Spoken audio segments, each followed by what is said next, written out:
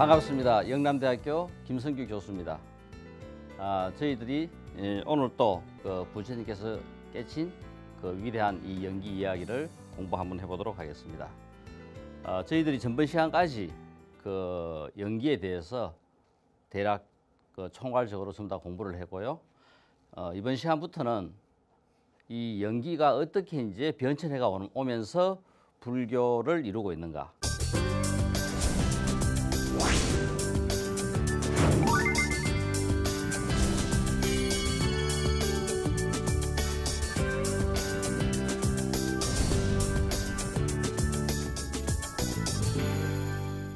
우리가 신이 존재하는 종교는 신중심으로 불교가 신중심으로 전개되지만은 불교와 같이 신이 없는 종교는 이 불교의 역사가 신에 해당하는 것만큼 중요합니다. 네. 그런 관점에서 볼 때 이 불교의 변천을 우리가 자꾸 한번 살펴본다면은 부처님께서 깨친 연기, 이것은 불교의 핵심이고 본질입니다. 네. 이것이 이제 시대에 따라 부처님께서 열반에 드시고 약 한 3개월 후에 제1결집이 이루어져요. 네. 이때는 부처님께서 가르치신 그 가르침을 다시 한번 확인하는 작업이었고, 네. 제2결집은 약 한 100년 후 정도에 일어납니다. 네. 이것은 불교 2600년 역사 속에서 아마 가장 큰 사건이 되는 역사적인 사건인데요. 이 제2결집은 약 한 100년 후니까 인도에서도 이제 상업도시가 발달해요. 그러니까 기존에 존재했던 농업 중심의 도시와 변화가 없는 농업 중심의 도시와 그 상업 도시의 차이에서 불교의 이 교리 해석에 대한 이 문제로 갖고 제2결집이 이루어지고, 이 사건으로 말미암아 불교 내에서 이제 부파불교가 이루어지기 시작합니다. 이때부터 약 한 500년간 인도 사회에서는 불교의 가장 전성기라고 할 수 있는 부파불교 시대를 이끌어가고, 이 부파불교 시대가 약 한 500년 정도 이어지다가 이 속에서 이제 큰 거대 집단이 형성되면서 새로운 불교의 주류가 되는 대성불교. 지금 우리가 이야기하는 이 대성불교의 흐름을 갖다가 탄생시킵니다. 네. 인류 역사상 우리 인류의 꿈을 담고 있는 가장 위대한 사상 체계, 그리고 또 모든 사람이 행복하게 잘 살아야 되고, 그리고 또 좀 더 이상을 갖고 잘 살 수 있는 그런 세계를 만들자 하는 이 대성불교가 일어나게 됩니다. 네. 이 대성불교가 인도에서는 약 한 500년 정도 시간을 거치면서 새로운 밀교로 발전하고, 이 전래된 불교가 중국을 건너가서 약 한 500년 동안 중국 불교가 토착화 되면서 500년 후에 새로운 불교, 선불교가 일어납니다. 네. 그래서 인류의 가장 그 사상의 황금 시대인 선불교를 이끌어가요. 네. 자, 그래서 우리가 앞으로 약 한 이 연기가 어떻게 변천해 가느냐 하는 이 내용에 대해서 한 4시간 정도 우리가 공부를 하겠는데요. 첫째 시간에는 제2결집과 부파불교에 대해서 우리가 1시간 살펴보겠고요. 그다음 우리 인류의 꿈이었던 이 대성불교가 출현하게 되고, 어떻게 대성불교가 인도 사회에 정착되는지 대해서 1시간 공부하도록 하겠습니다. 네. 그리고 또 1시간은 이 대성불교의 핵심은 공사상이라요. 네. 그러면 부처님께서 깨친 연기가 어떻게 공인가, 그죠? 연기가 곧 공이다. 이 교리 체제에 대해서 1시간 동안 저희들이 정리를 해보고요. 그다음 우리가 중국으로 건너가 새로운 불교, 선불교를 연 이 선불교를 1시간 정도 우리가 또 정리해 보도록 하겠습니다. 네. 자, 우리가 이 지도를 보면은 이 변천의 불교가 어떻게 해서 우리가 이렇게 이제 변천할 수 있었는가 하는 상황을 알 수 있을 겁니다. 부처님께서 도를 이루시고 우리 불자들이 참 절에서 우리가 그 바로공양, 아마 불교가 갖고 있는 가장 아름다운 전통 중에 하나인 그 음식에 또 여기에 대해 가지고 하나도 남김없이 우리가 깨끗하게 다 그죠 먹고, 우리 인간뿐만 아니라 세상에 존재하는 모든 생명에게까지 이 음식을 자비롭게 베푼다는 그런 이 바로공양 의식이 있어요. 네. 그럴 때 보면 불생갑이라 그죠, 승도 마갈타, 네. 이 마갈타라 하는 이 나라에서 부처님께서 도를 이루게 됩니다. 네. 그리고 부처님께서 45년 동안 법을 펴실 때 가장 중심이 된 마갈타 국의 수도였던 왕사성, 이 지도에서 우리가 보면은 왕사성 여기가 있어요. 그리고 또 그 당시 16강국 중에서 가장 컸던 마가다국과 상벽을 이루었던 코살라국. 코살라국의 수도가 지금 여기 보면은 사위성 저기 있습니다. 이 루트를 따라 부처님께서 45년 동안 법을 펴신 가장 중요한 루트가 바로 이 루트가 돼요. 100년이 지나고 나니까 이 루트의 중간쯤 되는 베샬리, 바찌족이 이루고 있는 이 베샬리가 새로운 불교의 중심이 됩니다. 상업 도시가 돼요, 베살리가. 이래 되다 보니까 이 불교에 대한 새로운 어떤 사회의 흐름에 대해서 불교가 거기에 적용하기 위한 새로운 어떤 그 집단들이 만들어지고 새로운 어떤 법에 대한 해석이 이루어지게 됩니다. 자, 거기 앞서 가지고 잠깐 부처님께서 마지막 열반에 드실 때 45년째 도를 이루시고 45년째 벨루바, 그죠? 베살리 근처에 있는 조만한 이 마을에서 마지막, 그죠? 안거에 드시고 크게 앓으시면서 이지력으로 버텨냈고 3개월 후에 내가 열반에 들겠다고 예언을 하십니다.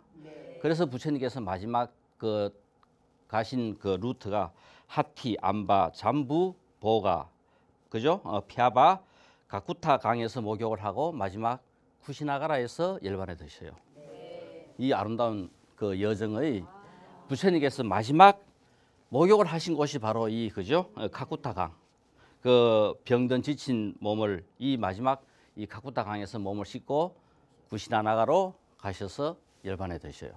이 쿠시나가라의 사라상수입니다.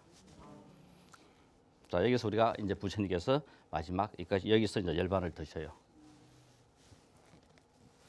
자, 그리고 부처님께서 가르치신 최후의 가르침. 자신을 의지하라. 가장 중요한 자기를 떠나서 우리는 그죠? 어떻게 할 수 없으니까 자신을 의지하라. 진리를 등불로 삼아라. 내가 내 가르침을 따라라. 그리고 가장 중요한 것은 또 화합을 하라.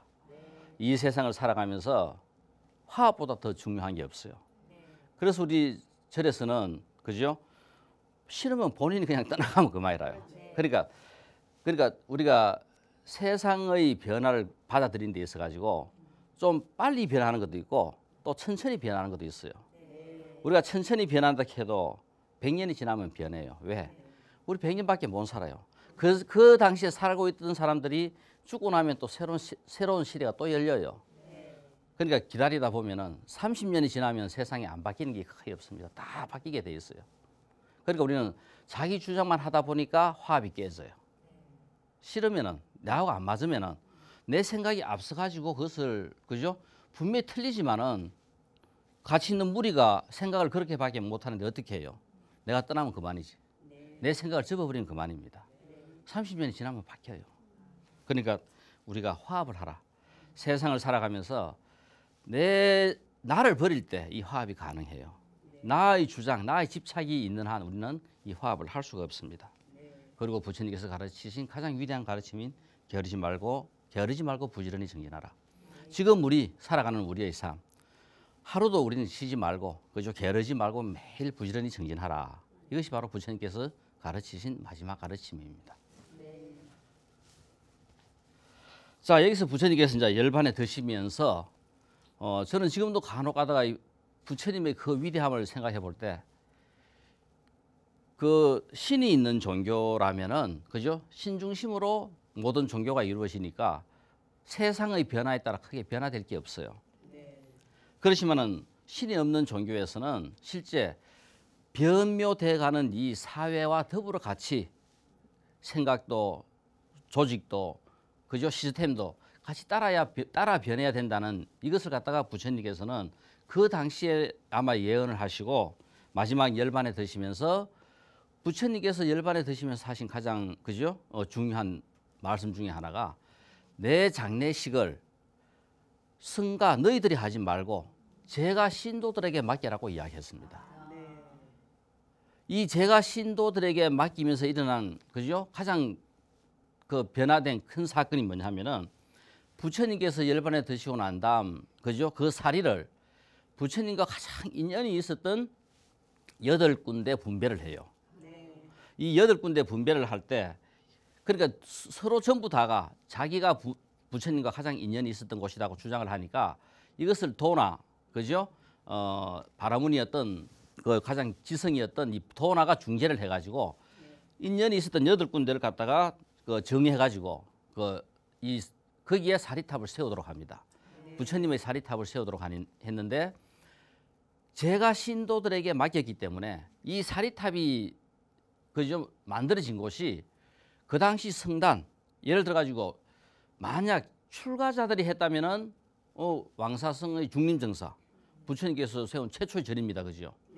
그리고 또 우리 그 사위성의 뭡니까 그 기원정사 이것은 부처님과 가장 인연이 있었던 곳입니다. 분명히 이런 곳에 이 사리탑이 세워졌을 겁니다. 그런데 제가 신도들한테 맡겨놓으니까 사리탑이 세워진 것은 왕사성은 왕사성인데 중림정사가 아니라 왕사성의 중림정사가 아닌 다른 곳 바깥에 세워진 거라요. 또 기원정사가 아니라 기원정사 사위성의 다른 곳에 세워집니다.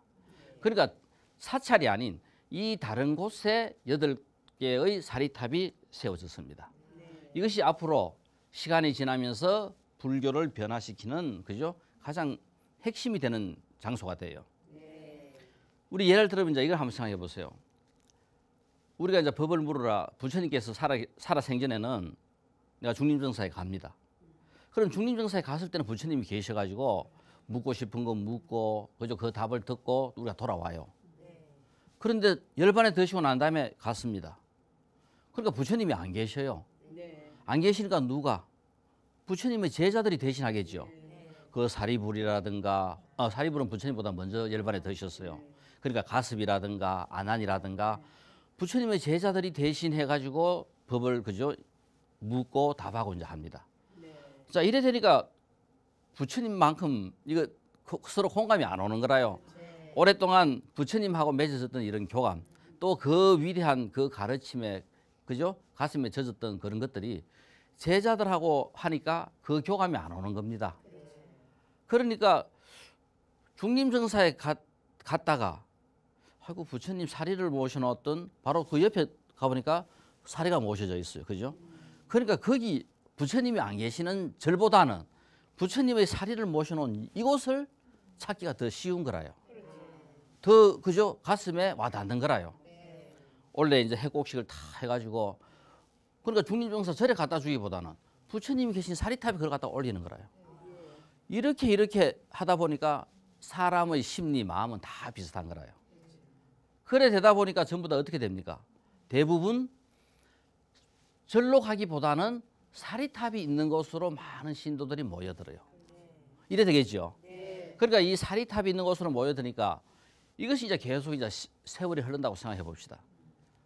이것이 이제 세월이 흘러서 한 100년 정도 지난다 하면은 이 사리탑이 모셔진 곳에서도 어마어마한 세력 큰 그저 집단이 이루어질 겁니다. 이제 이것이 부처님 불교를 믿고 따랐던 제가 신도들이 사찰 중심으로 이 제가 신도가 형성된 것이 아니라 새로운 하나의 모델인 부처님의 사리탑을 중심으로 불탑 신앙이라는 새로운 그죠 제가 신도 모임이 이루어지는 겁니다.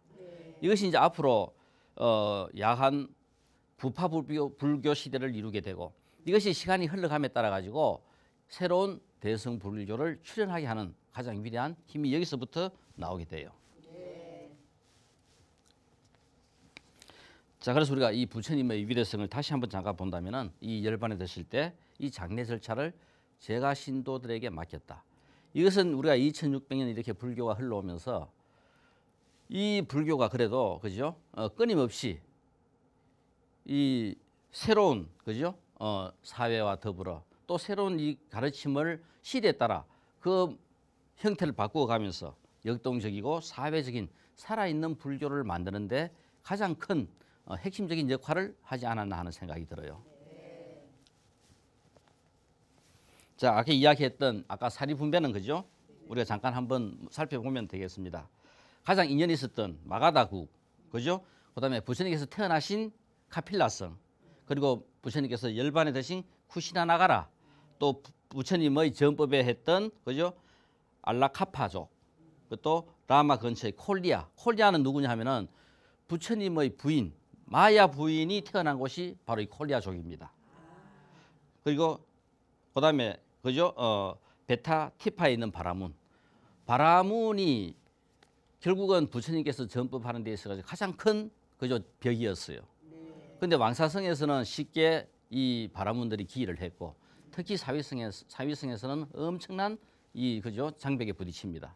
그걸 갖다가 전부 다 극복하고 이 전법에 성공을 해요.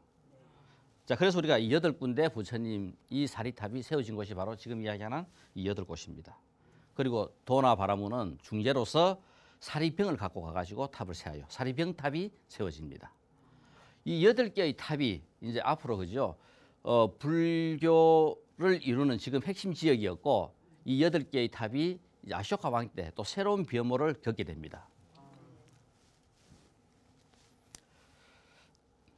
자, 그래서 우리가 여기서 볼 것 같으면은 약 한 이제 100년이 지났어요. 이 시대적인 상황에서 100년이 지나다 보니까 아까 중간 그 베샬리가 상업 도시입니다. 지금 우리가 농업하고 상업하고 비교해 보면 어때요? 농업은 우리가 아침에 새벽에 일찍 일어나가지고 물대라도 가고 그죠? 그날 아이고 오늘 비 오겠네 그러면은 또 오늘은 좀 집에서 쉬도 되겠구나 이래 생각을 하고 이 지금 시대 기후의 변화에 따라 가지고 계절의 변화에 따라 가지고 이제 우리가 이제 그죠? 일찍 일어나고 일찍 자는 새나라 어린이가 바로 이 농업 사회입니다. 근데 상업 사회는 어때요? 최소한도 장사가 직장 마치고 와가지고 하려고 하면은 늦게 시작합니다. 그러다 보니까 12시 넘으면 마쳐요. 그럼 아침에 뭐예요? 늦잠 잡니다. 그죠? 늦잠 자가지고 또 아침에 늦게 일어나가지고 준비해가지고 또 그날 또 이제 그죠? 이제 오후부터 이제 장사하는 거라요. 농업 사회와 이 상업 사회는 기본적으로 생활 패턴이 달라집니다. 그런데 부처님께서는 어떻게 해야 돼요? 우리 부처님 당시는 하루 일식입니다. 우린 지금 그래도 분해 음식이 하루에 3끼를 먹으면서 우리는 살아가요. 그러니까 오전 아침에 그죠? 새벽에 일어나가지고 참선을 하시고 선정에 드셨다가 깨어나가지고 많은 제자들을 거느리고 이제 마을에 밥을 했다 싶으면은 8시에서 9시쯤 되면 쭉 전부 다 마을로 가서 그 밥을 걸식을 해가지고 그것을 공양하면은 하루 공양이 끝나요. 그러니까 12시 전에 지금 우리 시간으로 따진다면은 오전에 공양을 하면은 그것으로 모든 것이 끝입니다. 하루 종일 아무것도 안 먹어요. 물은 먹어도 돼요. 그러니까 지금 우리 절에 가면 사시마지 크고 하죠. 그게 뭐냐면은 부처님께서 공양 드신 그때 하루에 공양을 올리는 그 의식입니다. 자, 그래서 우리가 베살리에서 일어난 사건, 상업도시가 됐단 말입니다. 아침 8시쯤 돼가 전부 다 이제 그죠? 이제 글씨가라 마을로 갑니다. 어떻게 돼요? 전부 다 일어나요? 12시까지 1시까지 장사하고 전부 다 한참 잡니다. 그러니까 뭐냐 아무 집도 눈을 못 떠요. 다 거의 다 자고 있습니다. 그러면은 걸식을 하러 갔다가 그날 7시 돌아왔는데 못 얻으면은 그냥 빈손으로 그냥 돌아와야 돼요. 일주일 굶으면 살 수 있는데 이 상업도시는 어때요? 일주일이 아니라 1년 내내 똑같습니다. 상황이. 1년 내내 가도 결국은 밥을 못 먹게 돼요. 그러니까 뭐냐 하면 여기서 이제 새로운 그죠? 주장을 이제 하게 될 수 있는 상황밖에 되지 않습니다. 그러니까 농업도시는 부처님 당시나 100년이 지나도 변화가 없었지만은 상업도시에서는 이런 엄청난 변화가 일어나는 거라요. 그래도 또 상업도시 근처 베살리에 살았던 비구들은 자기가 살던 곳이 되게 좋단 말입니다. 그러니까 이제 그곳을 안 떠나는 거라요. 자, 그래서 이제 예를 들어 가지고 이렇게 이제 이런 현상이 일어났습니다. 그럼 눈 비비고 밤새도록 돈 벌었으니까 어때요? 어떤 집은 스님 돈 드리면 안 돼요. 하고 돈을 줘요. 그러니까 어때요? 밥밖에 못 받습니다. 그러니까 이제 그러니까 뭐냐면은 부처님의 계율에 대해서 새로운 해석이 일어나지 않으면은 이 베살리족에 살고 있는 이 그죠? 비구들은 전부 다 굶어 죽어야 될 상황입니다. 그래서 모여가지고 이제 회의를 해요. 야, 우리 이래 됐으니까 이거 우리가 먹고 여기서 우리가 살려고 할 것 같으면은 총무원, 그죠? 이 본부에 우리의 상황에 맞는 것을 주장해가지고 이걸 갖다가 인정을 받자. 이제 그렇게 해서 모여가지고 회의를 해가지고 조목을 갖다가 1번, 2번, 3번 해가 10개 조목을 갖다가 주장을 합니다. 10개 조목을 딱 정리해가지고 딱 그죠? 바찌족 비구들이 이런 결정을 했다. 인정해달라 했고 본부 총무원에 딱 보냈어요. 그러니까 총무원에서는 그걸 턱 받고 보니까 총무원에서는 어때요? 상업도시는 변화가 급격하게 일어났지만은 농업도시는 100년 전이나 지금이나 똑같은 상황입니다. 그러다 보니까 그 상황을 갖다가 이해를 못해요. 이해할 필요도 없고 뭐 이런 게 어디 있어. 그래서 700명 우리 제1결집은 우리가 500결집이라고 이야기하는 것은 500명의 비구가 모여가지고 결집을 했고 제2결집은 그러니까 바찌 최초로 올라온 이 바찌 쪽의 의견을 인정해 줄 것인가 말 것인가. 즉 인정하다 하는 것은 이렇게 변모된 것도 정법으로 받아들이겠다 하는 겁니다. 그죠? 그러면 이것이 정법인가 비법인가를 갖다가 판단하기 위해 가지고 700명의 비구를 소집했어요. 700명의 비구를 소집해 가지고 회의한 결과 뭐 반대도 있고 찬성도 있지만 결국은 그 안이 부결이 됩니다. 이 부결된 것이 제2결집이라요. 자, 그럼 이걸 갖다 이제 부결하고 난 다음 배살리족이 여기 그죠? 아까 10개 주장했다 했잖아. 그죠? 이것이 부결되고 난 다음에 그러면 부결됐다고 이제 통보를 받았어요. 당신들이 주장한 그 10개의 항목은 부결됐다. 그러면 바찌족 배살리의 이 비구들은 그것이 부결됐으니까 방법은 어떻습니까? 떠나면 끝이라요. 바찌족 비구들이 배살리를 떠나가지고 다른 곳에 가면 되겠죠. 다른 곳에 가면은 이제 먹고 살 수 있으니까 되는데, 그럼 여기서 살려고 할 것 같으면은 이제 문제는 달라집니다. 그죠? 그래서 바찌족의 비구들은 어떻게 할 것인가 최종적으로 다시 이제 모인 거라요. 다시 모였어요. 그러니까 다시 모여가지고 회의를 합니다. 자, 본부 총무원에서 내려온 이 결정, 우리가 주장한 10개의 항목을 비법이라고 판단해가지고 내려왔다. 비법을 받아들일 것인가? 그렇지 않으면은 우리가 주장한 이것을 우리가 맞다고 할 것인가? 맞다고 하면은 실천을 해도 되는 거고, 이것을 비법이라 하면 우리가 버려야 됩니다. 그죠? 그래서 배살리족의 비구들이 다시 모여가 회의를 한 결과 배살리족의 비구들은 이거는 부처님께서 정한 정법에 어긋나는 것이 아니다. 이 사소한 변화라 하는 것은 시대에 따른 변화지 부처님의 원래 그 법에서 어긋나는 것이 아니다. 그래서 그 10개의 주장을 배살리족 비구들은 다시 이것을 정법으로 선포를 합니다. 우리는 이것이 정법이다. 그래서 배살리족이 다시 모인 그걸 갖다가 합송. 우리 제1결집이 뭐냐 하면은 부처님의 가르침을 전부 다 입을 모아가지고 다시 한번 기억을 하는 게 합송이라요. 대합송. 어마어마한 많은 비구들이 모여가지고 다시 우리가 주장한 것을 다시 한번 그죠? 결의한 것을 대합송이라고 이름합니다. 불교 2600년 역사 속에서 제1대 사건. 이것이 앞으로 모든 불교의 변화를 이끌어가는 최초의 사건이 돼요. 그래서 바찌족 비구들은 우리는 이걸 갖다가 정법이라 인정한다. 그럼 어떻게 돼요? 정법이라고 인정하니까 우리는 이걸 갖다 실천하겠다 그겁니다. 그죠? 그러니까 우리는 돈 주면 어쩌노? 뭐 사모면 되니까 돈 받겠다 그거라요.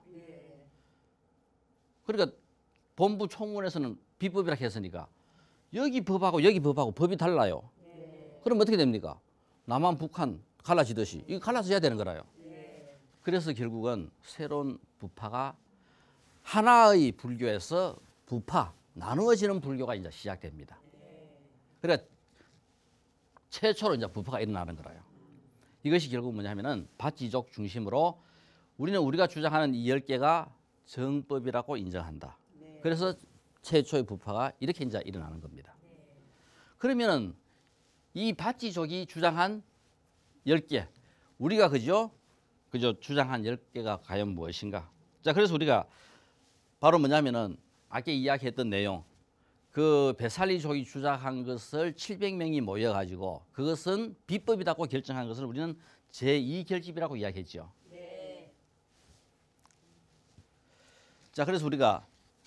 다시 바지족의 피고는 모여가지고 비법이라고 늘어온 그 내용을 갖고 다시 회의를 해가지고 우리는 그것이 비법이 아니다고 생각한다. 정법이라고 우리는 생각하고 그것을 그대로 실천하겠다. 그 모임을 우리는 대합송이라고 이야기해요. 그래서 제2결집과 대합송, 이것은 불교 2600년 역사에서 제1대 사건이 되고 이것으로 말미암아 새로운 형태의 불교가 그죠? 이루어지기 시작합니다. 자, 그럼 10개는 뭘 주장했는가? 한번 봅시다. 그 바지족 비구가 주장한 10가지. 상업 도시는 농업 도시보다 환경 오염이 훨씬 더 많이 됐어요. 그러니까 농업 도시는 변화가 거의 없었지만 상업 도시는 우리가 지금 생각할 때 환경 오염이 심하니까 밥그릇에 밥을 담아 놓으면은 보통 그냥 하루 있어도 밥이 안 상했던 것이 환경 오염이 되다 보니까 어떻습니까? 빨리 밥이 상해 버려요. 특히 인도는 온도가 높습니다. 그죠? 그러니까 밥이 빨리 상하니까 거기에 소금을 넣어 놓으면 어때요? 밥 상하는 속도가 늦어지죠. 짜니까 늦어집니다. 그러니까 밥이 빨리 상하니까 밥에 원래 밥을 담는 그릇에서는 밥 외에 아무것도 담을 수가 없어요. 그러니까 이 바지족 비구들은 거기에 소금도 좀 담을 수 있다 하자. 밥 상하는 것을 좀 더 늦게 하기 위해 가지고 그래야 받아왔는 것을 그 다음 날 혹시 그죠 먹을 수 있는 상황이 될 때 먹어도 밥이 안 상해 있는 거라요. 그러니까 소금을 좀 넣어도 된다고 하자.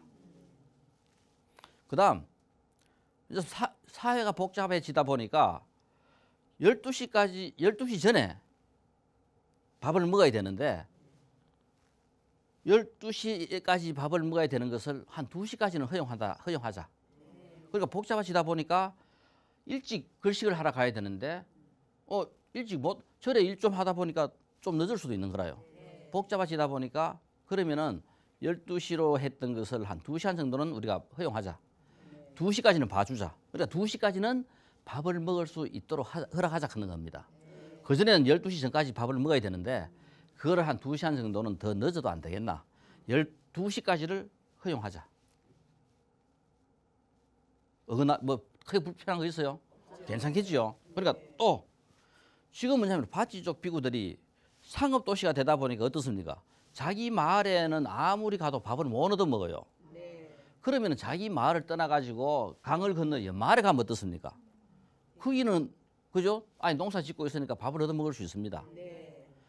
그러니까 꼭 자기 마을에만 걸식할 수 있다는 그것을 갖다가 좀 연마을에 가가도 걸식할 수 있도록 하자. 그러니까 걸식할 수 있는 폭을 한정되어 있는 그 구역을 좀 더 넓히자 하는 겁니다.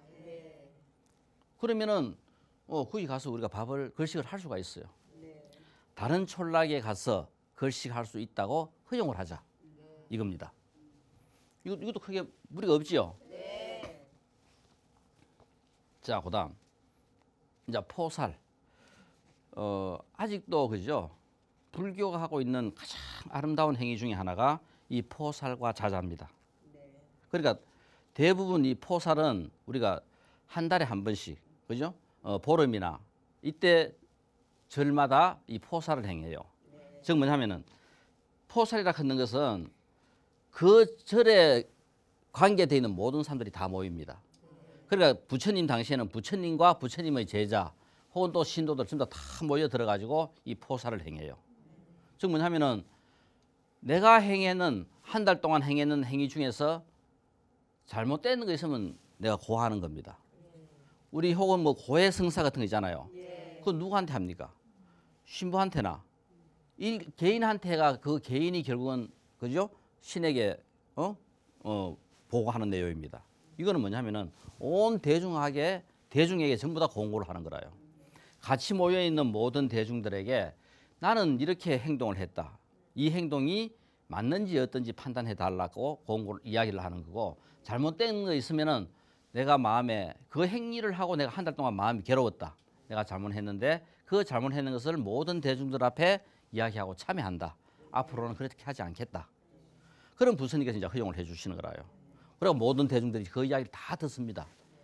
이 포살이라 하는 것은 공동생활을 하면서 하나의 종교라 하는 이 형태를 갖고 그 종교를 믿고 있는 모든 사람들이 다 같이 모여가지고 서로가 본인 스스로 행했던 행위의 잘잘못을 다 같이 공동으로 그죠?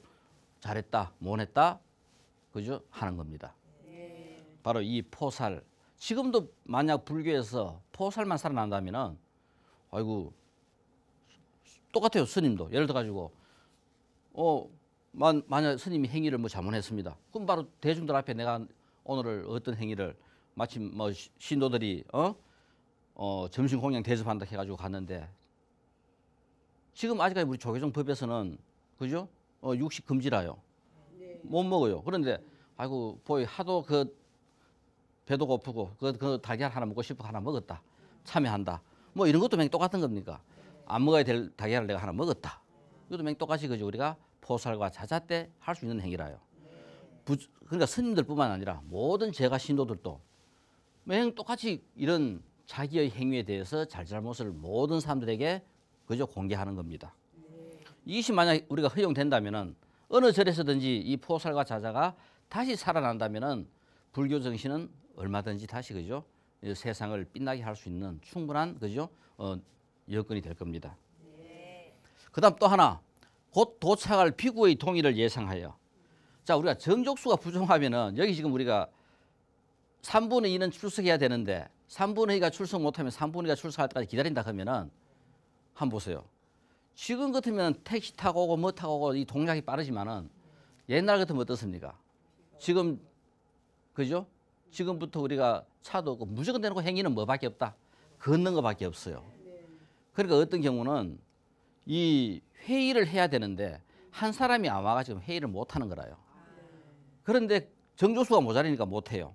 근데 항상 그 사람이 보면은 그 비구가 항상 참석했다. 그러면은 그 비구가 집이 멀어가지고 절이 멀어가지고 좀 늦게 올 수 있으니까 한 명이 모자라. 지금 같으면 어떻게 하면 돼요? 휴대폰 바로 휴대폰 딱 해야 내 지금 어디다 끄고 하면 바로 딱 연락이 되잖아요. 그러고 내 곧 갈게 그거 하면 되는데 그때는 이렇게 할 방법이 없어요. 그러니까 정족수가 한 명 이렇게 모자리더라도 이제까지 그 비구가 항상 참석했으니까 올 것을 생각해서 정족수가 모자리더라도 회의를 하자. 할 수 있도록 하자.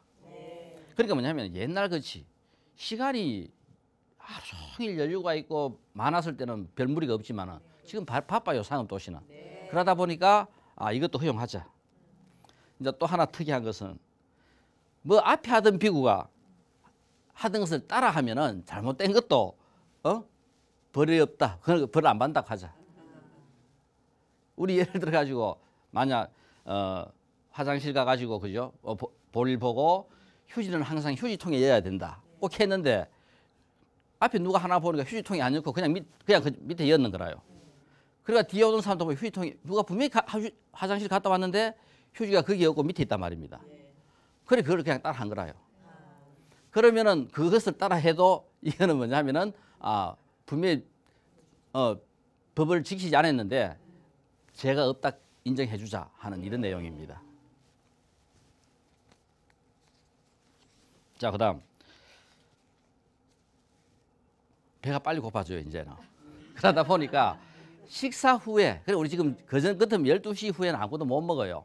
물밖에 못 먹었는데 우유 같은 거, 그죠? 그러니까 밥은 아니지만은 조금 에너지를 보충할 수 있는 우유는 먹는 것을 허용하자 하는 겁니다. 우유 먹는 것을 허용하자. 그다음에 또 중요한 내용 중 하나가 치병. 아픈 사람 병을 치유하기 위한 치병 목적으로는 발효 음식을 우리가 바로 여기서 발효 음식 하는 것은 바로 술입니다. 술이 바로 마취제라요. 우리 그 BC 2500년 화타라든가 이런 사람들 그죠? 전부 다 그 수술할 때 뭔가 해요. 거기 전부 다 독주 술을 부어가지고 수술을 합니다. 바로 술이라 하는 것은 바로 그죠? 소독도 하지만은 치병의 목적도 될 수 있으니까 이 치병 목적으로 발효 음식을 먹는 것은 허용을 하자 이거라요. 우리 보통 이제 참선한다고 탁 앉아 있을 때 덩치 적은 사람은 방석 큰 걸 갖다가 앉아 있으면 어떻게 해요? 들고 다니기도 불편하고 자기 크기에 맞는 것이 훨씬 더 좋습니다. 그죠? 부처님 당시에 자구 크기가 일정하게 딱 정해졌던 것을 몸의 크기에 따라 가지고 좀 더 합리적으로 크게 해도 되고 적게 해도 되고 요 크기를 조절하는 것을 허용하자 하는 겁니다. 우리 지금 이제까지 쭉 보면은 크게 어긋나는 게 있어요? 없어요. 이 정도면 다 괜찮겠죠? 그다음에 열째, 이제 제일 중요한 핵심이 되는 내용이 바로 열 번째입니다. 즉 뭐냐 하면은 금, 은, 돈을 받을 수 있도록 하자 하는 겁니다. 이제 상업 도시에서 제일 중요한 게 바로 뭐였어요? 그러니까 전부 다 눈 비비고 일어나 가지고 돈을 준단 말입니다.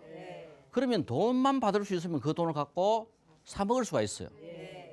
그러니까 돈을 받을 수 있도록 하자. 결국 이 10개 항목 중에서 가장 큰 그죠 이슈가 된 내용이 바로 뭐냐면 10번째 항목. 밥만 보시 받는 것이 아니라 돈도 보시 받을 수 있도록 허락하자 하는 거 이겁니다. 자, 그래서 결국은 이 밭지 비구들은 다시 모여 가지고 이 10개 항목은 부처님께서 설하신 그 정법에 어긋나는 것이 아니다. 시대의 변천에 따라 사소한 변화 이것은 충분히 우리가 받아들일 수 있는 정법이다. 그래서 이걸 갖다가 정법으로 인정해 달라 했는데 거절했으니까 우리는 이것을 실천하면서 이렇게 살겠다. 그래서 결국은 본부, 총문하고 갈라지면서 새로운 불교가 이루어진 거예요. 여기는 여기대로 불교고 총문은 총문대로 불교고 이제 불교가 나눠지는 거라요. 그래서 부파불교가 시작됩니다. 자, 그래서 이제 부파분열. 사실 우리가 인도 불교의 핵심은 이 부파불교입니다. 그러니까 이 부파가 100년 후에 부파가 시작되고부터 그죠 이 약 한 400~500년 동안 각 부파마다 열심히 자기 불교를 만들어 가요. 우리가 이제 생각해야 될 중요한 내용은 앞으로 태동하게 되는 대승불교를 이루어가는 전초가 여기에서 다 이루어집니다. 그러니까 충분히 이거야 어떻게 돼요? 뭔가 새로 그죠 부활을 해요. 우리 그 상처도 어떻습니까? 어떤 완전 곰돌이 내버려 돌아갔죠. 그래야 또 새로운 그죠 살이 거기서부터 나요. 바로 이 부파락하는 것은 부처님께서 처음 설하신 그 법이 완벽하게 익어가는 시간이 500년입니다. 그러니까 시대 상황에 따라 가지고 부파가 처음 이렇게 이제 일어났지만은 일어난 것을 최초로 뭐냐면 법적으로 이제 인정을 받은 겁니다. 서로가 나눠진 거라요. 자, 나눠지다 보니까 이거 한번 보세요. 자, 예를 들어 가지고 가습은 부처님께서 이렇게 법을 설하는 데 있어 가지고 설하신 내용 중에서 화엄경의 내용을 상당히 가슴에 와 닿았어요. 그러니까 화엄경에 닿는 그 내용이 가슴에 와 닿아 가지고 가습이 법을 설하는 데는 가습은 저 동쪽 끝에가 이제 법을 설합니다. 그러면 그 법을 설할 때 뭐를 설하겠어요? 자기가 가장 감명받았던 화엄경의 중심이었던 그 내용을 계속 설할 겁니다. 그러면 100년이 지나면 여기는 뭐가 돼 있어요? 화엄경의 내용이 불교가 돼 있는 거라요. 그런데 아나는 이쪽 끝에 가가지고 자기는 부처님께서 설하신 그 내용 중에 건강경에서 설하신 그 핵심의 내용들이 가슴에 와 닿습니다. 그러면 100년 동안 여기서 계속 법을 설했다면 어떻습니까? 여기는 건강경 중심의 불교가 되어 있는 거라요.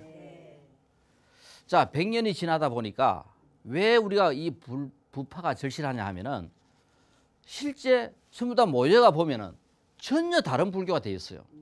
여기는 화엄경의 내용이 불교가 되어 있고 여기는 건강경의 내용이 불교가 되어 있고 여기는 묘법연화경의 내용이 불교가 되어 있고 실제 그 당시 100년 크면 교류가 있어요? 없습니다. 어느 누구나 다 한 번 가면 거기로 끝이라요. 그러니까 마지막 부처님이 그죠? 전 인도로 전법을 보내면서 이 떠나는 제자들은 갔다 크면 다시 이제 부처님을 못 빼요. 그러니까 눈물을 걸성이면서 마지막 인사를 고하는 장면들이 경전에 나옵니다. 그러니까 여기에 이제 각각 지역에 가서 그 지역에 떠난 가섭이라든가 아날이라든가 그죠? 그다음에 뭐 부르라든가 어느 누구나 다 그 사람이 부처님께서 설하신 그 내용 중에 좋아하는 내용을 거기서 이제 가르친 거라요. 그러니까 100년 후쯤 되니까 어떻습니까? 1대가 가고 2대 가고 3대 정도 가니까 여기는 화엄경이 불교가 돼 있고 여기는 건강경이 불교가 돼 있고 여기는 모범연화경이 불교가 돼 있고 다 불교가 나름대로 조금씩 부처님의 주장했던 것 중에서 자기가 좋아하는 주장대로 불교가 형성되어 있는 거라요. 그러다 보니까 부파가 생기게 되니까 얼마나 그죠 신나요. 다 자기 나름대로 불교가 이제 불교가 되는 거라요. 또 이 지역에는 부처님 당시에는 황토 옷을 입고 출발을 했는데 이 지역에는 황토 옷이 없어요. 황토 색깔이 아예 나질 않습니다. 그러니까 이 지역에는 부처님의 제자들이 황토 옷 색깔을 입은 것이 아니라 그 여기는 뭐 제색 옷을 입었다. 다른 옷 색깔을 입고 있는 거라요. 정법에서 보면은 이건 비법이라요. 그렇지만은 이 지역에서는 거의 이제 불교가 되어 있는 거라요. 전부 다 그러니까 지역마다 이런 형태의 불교가 약 한 100년 동안 서서히 자라왔던 것이 이 최초의 그죠 제2결집과 대합성으로 말미암아 각 지역 부파가 이제 결정적으로 나름대로 그럼 힘을 얻어 가지고 부파가 생기기 시작합니다. 그러니까 농업 중심의 좀 그런 지역에서는 우리 보수 진보 있잖아, 그죠? 시대에 따라 조금 더 빨리 변해가는 지역에는 진보적인 생각을 갖고 있을 거고 100년이 지나도 변화가 없는 똑같은 데는 보수적인 성향이 강할 겁니다. 그래서 불교는 이 보수적인 경향이 강한 상자부와 그다음 변화가 그저 격침하게 일어나는 진보의 중심인 대중부 이렇게 크게 갈라져요.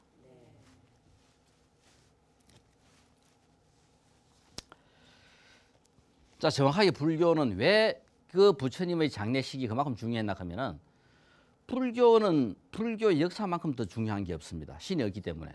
그래서 불교의 역사는 항상 보면은 근본 불교, 부파 불교, 대성 불교, 밀교, 선불교, 새로운 불교로 계속 변모돼 가요. 자, 그래서 우리가 불교에서는 이 부파 불교 시대 때 이 대중부와 그다음 그죠? 그다음 그 상자부가 서로 주장하고 있는 가장 중요한 차이가 원래부터 고수했던 이 상자부 계통은 그냥 가장 인간적인 부처님의 모습을 그대로 전승이 된 데 비해 가지고 대중부 쪽은 이렇게 급격하게 변해가다 보니까 부처님이 자꾸 이제 신격화로 돼갑니다. 가장 큰 차이점이 부처님을 어떻게 해석하느냐. 이 불타가는 해석이 가장 큰 그죠 차이점 중에 하나가 돼요. 여기서 이제 서서히 그죠 이제 보살이 등장하게 되고 새로운 불교의 이상을 만들어가는 이제 보살이 이제 등장하게 됩니다. 아마 다음 시간에 이어가지고 자세히 이제 설명을 하도록 하겠습니다. 자, 그래서 우리가 이 부파 분열을 보면은 이 대중부 계열은 대부분 다가 불멸 200년, 불멸 200년 중 200년 말. 그러니까 급격하게 빨리 다 부파가 일어나 버려요. 전부 다가 뭐냐면 대중부로 중심해서 여기서 생각이 틀리면 다 떨어져 나가 가지고 그죠 새로운 부파를 만들어 갑니다. 이 부파가 끝나고 난 다음 상자부 계통은 지금 우리가 부파 중에서 제일 유명한 설일체 유부. 지금 우리가 알고 있는 모든 그죠 불교 경전의 내용은 이 설일체 유부에서 거의 다 나온 겁니다. 그럴 때 상자부는 설산부와 설일체 유부로 갈라지고 설일체 유부가 이제 분파하기 시작해요. 보면은 불멸 후 400년, 300년. 그러니까 대중부, 진보적인 부파가 다 분열하고 난 다음 그럼 우리 또 보니까 이제 다 분열돼 있는 거, 다 부파돼 있는 거라요. 그 여기도 뭐냐면은 해석에 따라 조금씩 차이 나는 것을 뭐 그냥 그대로 서로 고집하기보다는 다 나눠지는 겁니다. 불멸 후 약 한 400년 초까지 그저 부파가 완료돼요. 완성되면서 그러니까 인도에서는 약 한 20개의 부파가 이루어지면서 새로운 이 부파 나름대로 불교의 황금기를 만들어 가게 됩니다. 다음에 이어서 대성 불교 쪽으로 넘어가도록 하겠습니다. 감사합니다.